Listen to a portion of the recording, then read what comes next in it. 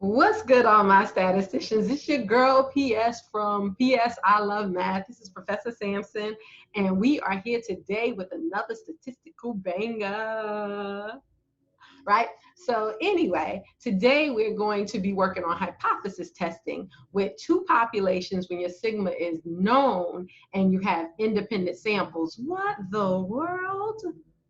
But anyway, that's what we're going to be doing today. So we're going to kick this off with this problem. It's going to take us a minute. So you need to watch the whole video because there's a lot. This is a 20-minute video because of one problem. You know statistics. If you into it, you know what's up with the problem. Last but not least, do not forget to click the subscribe button. Subscribe. I need some subscribers. You know, I can get the watch time because people like to watch my videos. But what I can't get is subscribers. They don't want to subscribe. They just want to watch. Who wants to say they're subscribed to a math channel? Anyway, let's get stuff popping. All right. So with that being the case, let's get started. I got a problem already for you. As usual, I'm going to share my screen here, and we're going to start to kick this jump off. All right, so it's a long worded problem, but all statistics problems are worded loud. And if you hear in the background, they are actually cutting my grass. So I'm gonna just have to talk louder as if I'm not loud enough. All right, so let's kick this off. All right, a college student is interested in investigating the claim that students who graduate with a master's degree earn higher salaries on average than those who finish with a bachelor's degree. She surveys at random 42 recent graduates who completed their master's degree and finds that the mean salary is $38,400 per year. The standard deviation of annual salaries for the population of recent graduates who have master's degree is known to be $3,100. She also surveys a random 45 recent graduates who completed their bachelor degrees and finds that their mean salary is $36,750 per year. The standard deviation of annual salaries for the population of recent graduates with only their bachelor's degree is known to be $3,700. Test the claim that 0.05 level, test the claim at the 0.05 level of significance. Woo! What was that? All right, too much words, too much information, too much stuff. This is a math class, not a literary class. So what's going on here? We're going to just pull out the numbers and relate the numbers to the proper parameter so that we can get this problem started. Actually, I read that, but I usually don't read my problems. All those words don't really matter. So let's see what matters. We just go in and check out all of these numbers. You see him underlining numbers. You can zoom in or whatever you need to do. These are all numbers. So these are what's important to me. What's not important to me is all the rest of the words. So I read that for this video, but usually I don't read the problems. I just go in and pull out the numerical information that I need for a math class, not for an English class. All right. So her first set of people that she surveyed 42, and we should know that 42 is N. So since we have two different populations, I'm going to call this N1. All right. So she had 42 of those people. Okay. And then if you continue to read, the next thing that you see is mean. All right. So she finds that there, you know what there is? T-H-E-I-R, a little bit of English, there meaning it belongs to those 42 graduates. Why is that important? Because that's going to tell you that that's the what? That's the mean of that sample. So that is the sample mean, all right? And a sample mean, we use what letter? All right, we use X bar. I just wanted to give you a couple seconds to think about that. So this is X bar 1, which is 38,400.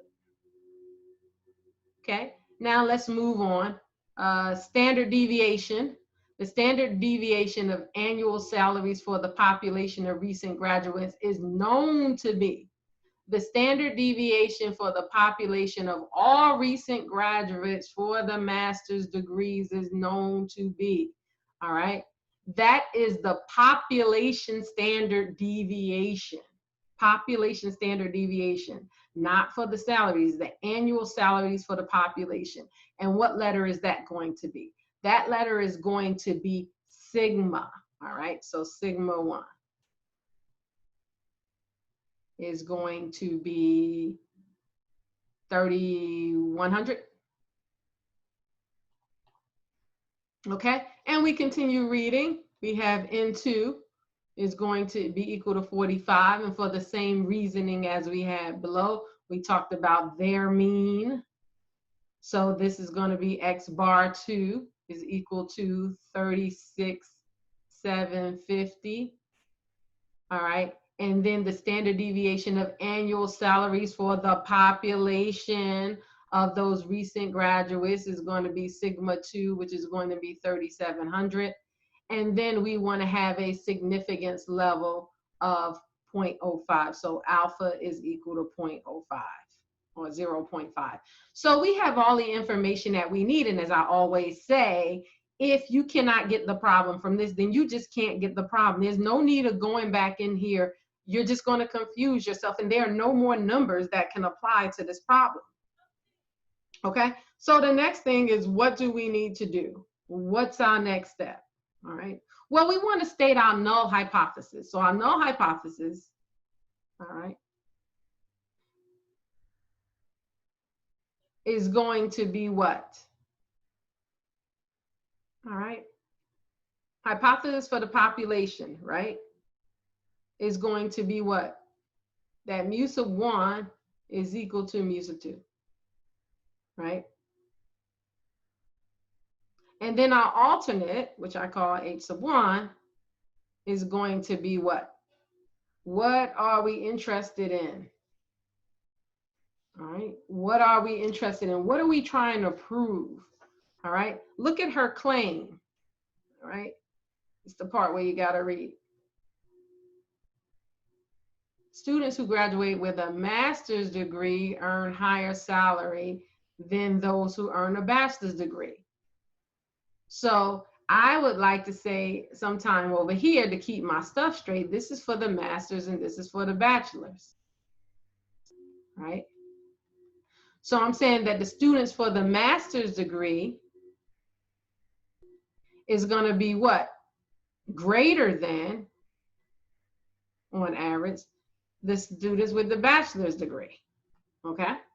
Everybody see how you got that? So you need to label, just to make sure that you're doing this properly, that you have your labeling down and everything correct. So the first thing you are always going to state is your null hypothesis, okay?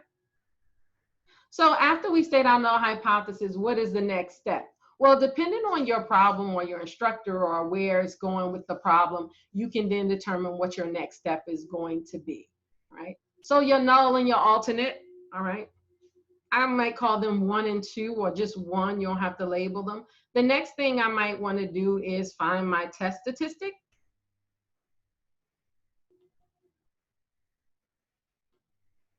Okay, so remember, your test statistic is a formula. All right, your test statistic is a formula. All right, you have to find a formula.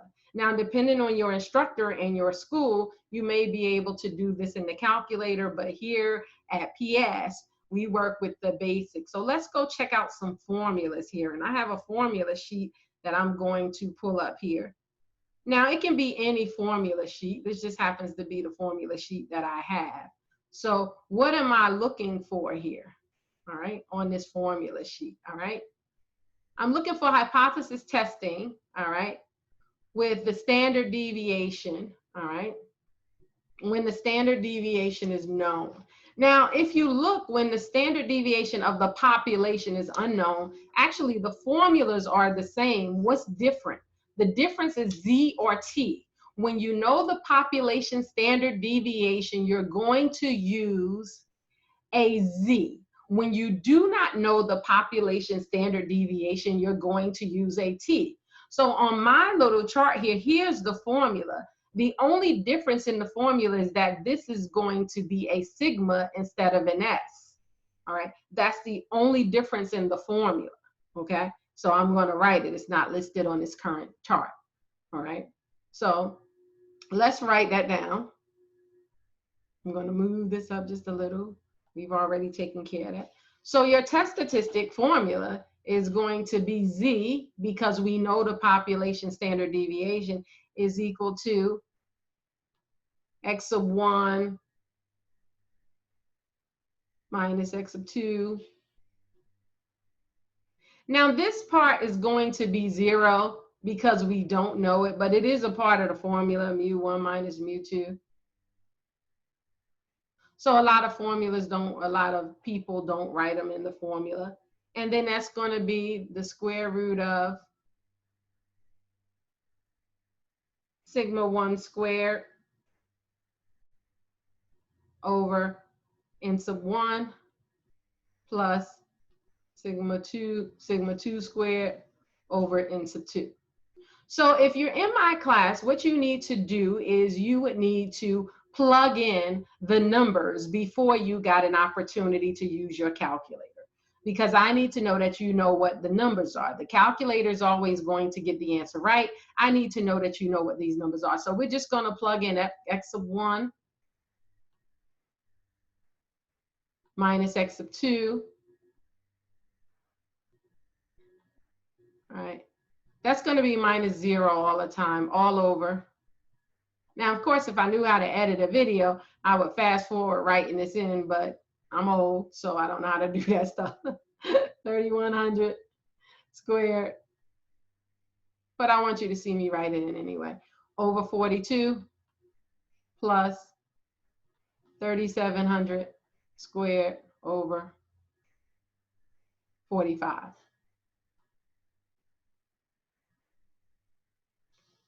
So now I'm going to come up with my z-test. I like to write test, and you may want to write test so you know the difference between the test statistic and the critical value, okay?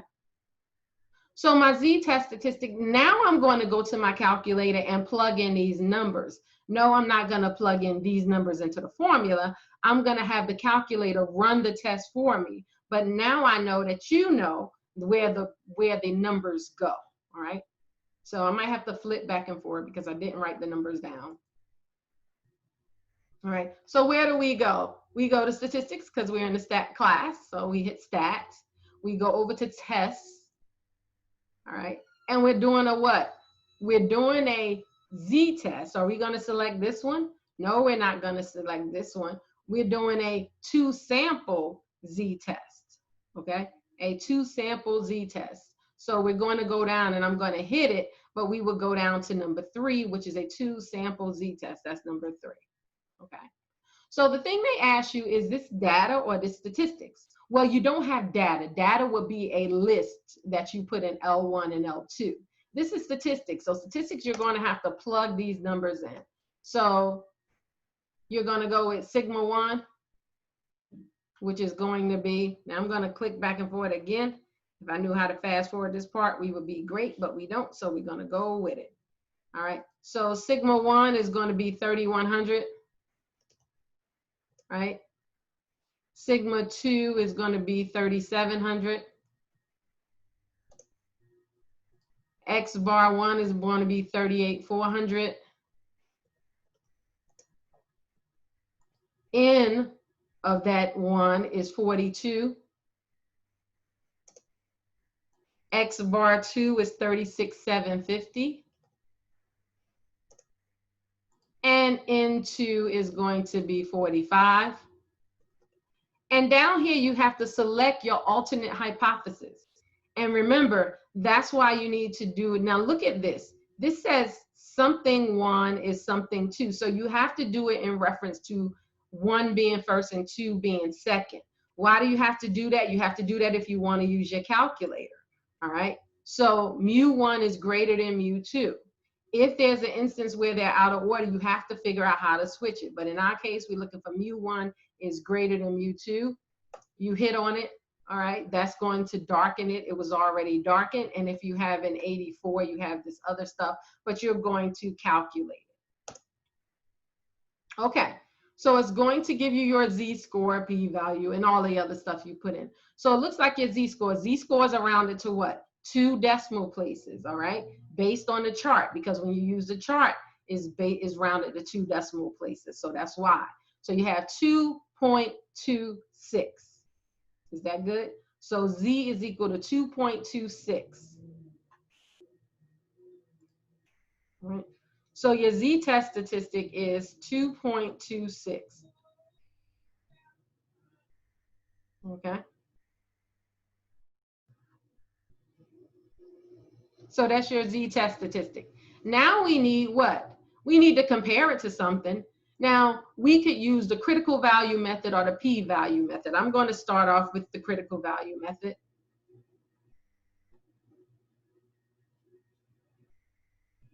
The critical value method compares the critical value to the test statistic. Okay, so it would look like this in your drawing,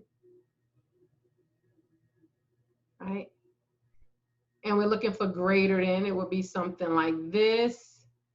We would be looking for the area over here, and this would be your critical value. So let's find our critical value. So I call that Z-crit or ZCV, either the one you want to use. Now, how do we find our critical value? We use our alpha level of 0.05, okay?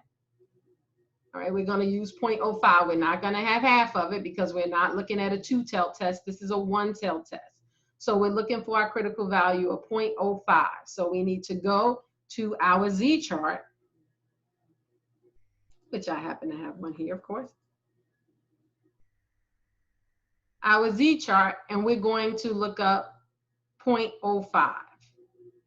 Now, let's figure this out. Now, you know you can look up 0.05 or 0.95, depending on which one. They're going to give you the same thing. So where are we looking for 0.05 at? We're looking for 0.05 inside of the chart, inside here, in the area of under the curve. So we look for 0.05. And look, 0.05 is in the middle, and I'm going to make this bigger so that you can see it.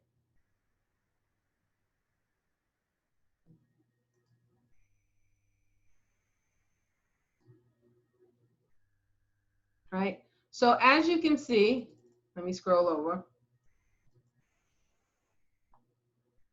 0.05 is exactly in between these two things. Exactly. 0.05 is in the middle of these two things. Now, remember, I told you Z, right, is 2 digits. It is when you read the chart. The only time Z is 3 digits is when it's in between, exactly in between two values. Other than that, you use the closest value, right? So this is at 0.05 is actually 0.05 from here and 0.05 from here. When that's the case, only when that's the case, you're going to take the average or the mean of these two z-scores. So you're going to take the mean of 1.64 and 1.65, right? Here's the 1.6 to the left, and that's going to be 4 and 5 if I back it out so you can see it, right? So 1.64 and 1.65, I clicked off of it, all right? That's how you find that. So you can go to your calculator if you like and put in 1.64 plus 1.65 divided by 2. All right, 1.645. 1.645. You notice I did not look at the plus or the minus or whatever. Why? Because we're talking about symmetry. It's symmetrical. So 1.645, we know we're looking to the right of the mean, so that's going to be positive 1.645, okay, not negative, okay? We're looking to the right. Remember, 1 minus 0.05, 0.95. If you looked up 0.95, the same thing would have happened. So here's your Z critical value is 1.645, all right? So there's your Z critical value. Now, where would the test statistic lie? If this is 1.645, think of this as a number line, this is 0 or whatever, right? And so 2.26 would lie over here, right? It would lie in the rejection. It would lie in the critical region, excuse me. It would lie in the critical region, all right? It will lie in this area here, okay? So then we become, what are we going to do? What are we going to do at this point? Are we going to reject or fail to reject? Well, this is the rejection region. This is the fail to reject region. All right, the rejection region is the darkened region. So in this case, we are going to reject we're going to reject the HO. So we're going to reject the null hypothesis. All right. So that's your conclusion for the hypothesis. We'll state our final conclusion in a minute. So that's your conclusion for the hypothesis. Real quick, I want to go over here and do the p-value method.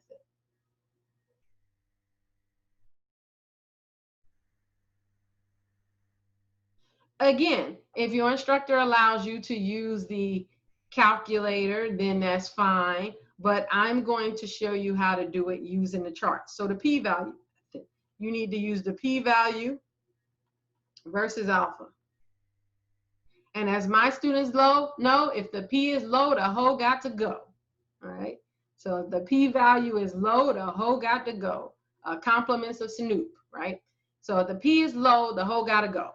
So if the p is low, you got to reject that hoe, right? You got to reject that hoe. Throw her out, okay? So let's see. Let's find our p-value. Now, how do we find a p-value when we're not using the calculator? We use our test statistic. So we go in our chart, we go look up 2.26 in our chart. All right. So we go to our chart here and we look up 2.26. And I'm going to back it out, then move it back in. All right. 2.2 and then 6.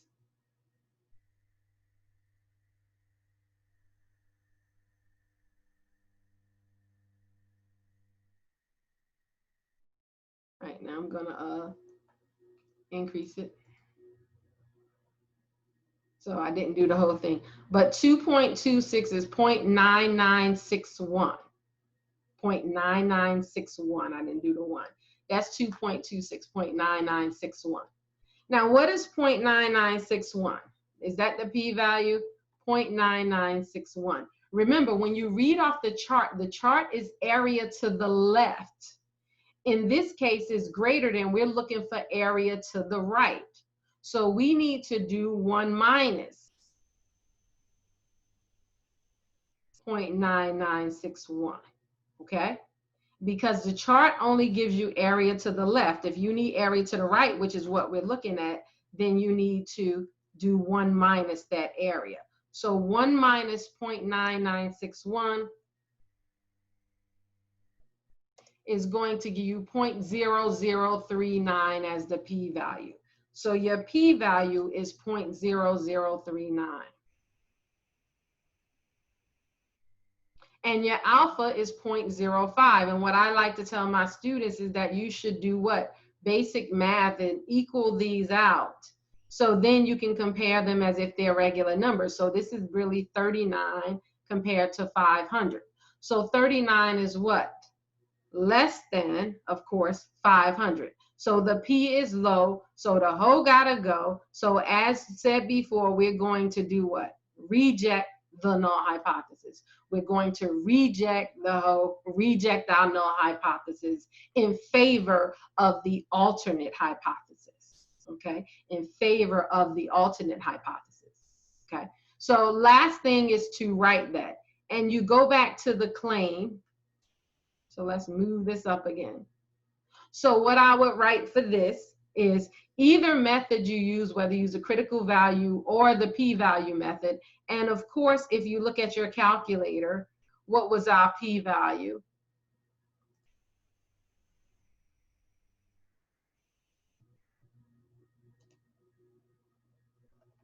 Numbers are still in here. So, all right, so the p-value, look at this, is 0.0119. Why is that 0.0119 in the calculator? 0.0119, what is that? Why is that in the calculator? That's why I say you need to do your alpha correctly. That's why if you don't know how to do your calculator, then you might get it wrong. Let me double check. Okay. So anyway, we're not doing calculator work here. I'm showing you how to go through the process and make sure that you have it correct in here. So I think that takes care of that part. So let's continue with writing our final conclusion. So we're writing those things. Actually, I wanted to go back because our calculator said 0.0119, and the calculator is usually never wrong. So what happened was, let me show you, and I'm going to make my correction. I could have edited it out if I could edit. You know I can't edit, but I don't want to edit it out. I want to show you. It was going back and forth. Remember, the value was 2.26. You see I put 2.66 for some reason. When I was going in, this is 2.26. So let me just show you. Let me do it this way.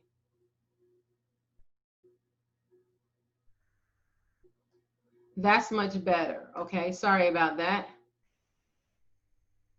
So 2.26 is 0.9881. 0.9881. All right. So that was my bad. So if we go to 0.9881, 1 minus 0.9881 is 0.0119. All right. So let's switch that back to the appropriate answer, which was the same answer as the calculator got. But it was a good thing I was able to double check. And remember, when you double check, you don't just change it just to be changing it. You change it when you can verify, which is what I did. I'm sure that some of you were going, no, you're reading the wrong place. So 2.26 came out to be not this, but 0.9881, and 1 minus that give us 0.0119, which was the same thing we got on the calculator here when we did our stat test. So I just wanted to verify. Your answers should be off from the calculator sometimes, but they won't be that far off. So I just wanted to verify again, 0.0119. But either way, we got the answer. So we are going to, I'm going to rewrite this to make sure that everything is written properly on the screen.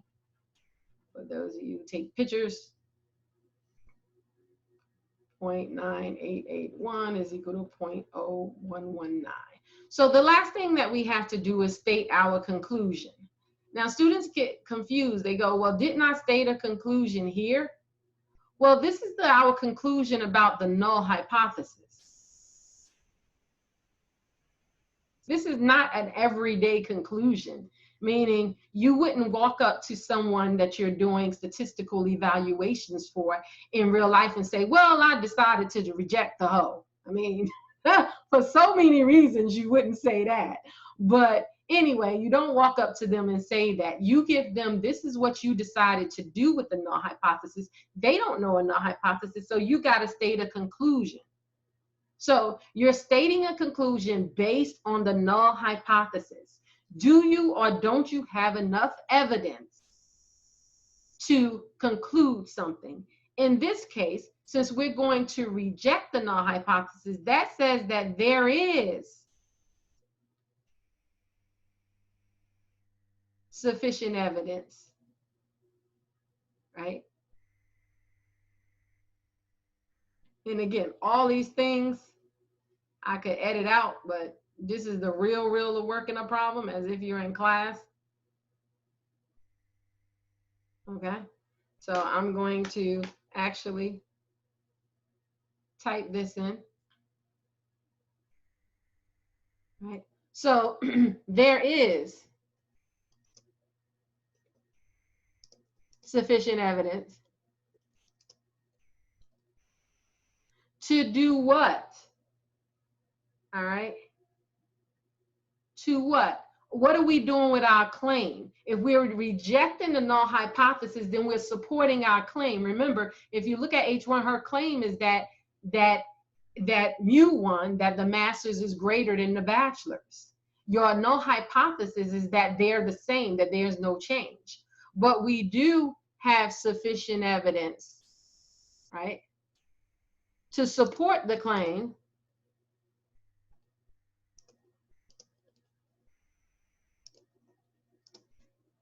that students who recently graduated with a master's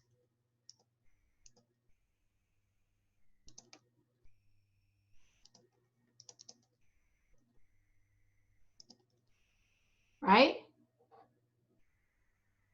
earn a higher mean salary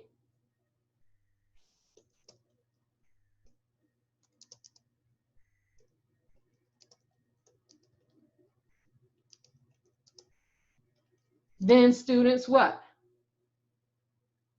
Who recently finished with a bachelor's degree.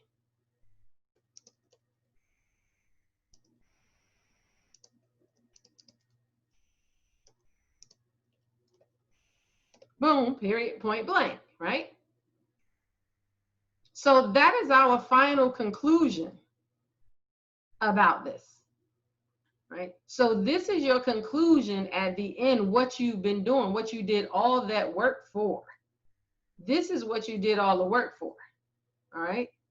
You did not do all the work to pop it in your calculator and your calculator say, oh, we're going to reject. You did all this work to find out your conclusion about this, okay? So we scroll back up here.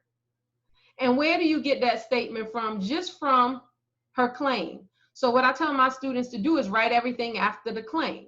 So there is or there is not enough evidence to support the claim that students who graduate with a master's degree earn higher salaries on average than those who finish with a bachelor's degree. Boom, period. Okay? And we are done. So what we did here was we, right, did a hypothesis test. The two populations where the sigma was known for independent samples, right? We found the null, the alternate, the test statistic, which was a Z in this case. We did the critical value method and the p-value method, double checking both of them with our calculator, however, using the charts. And finally, we stated our conclusion about this situation. Whew! Now that right there was a lot.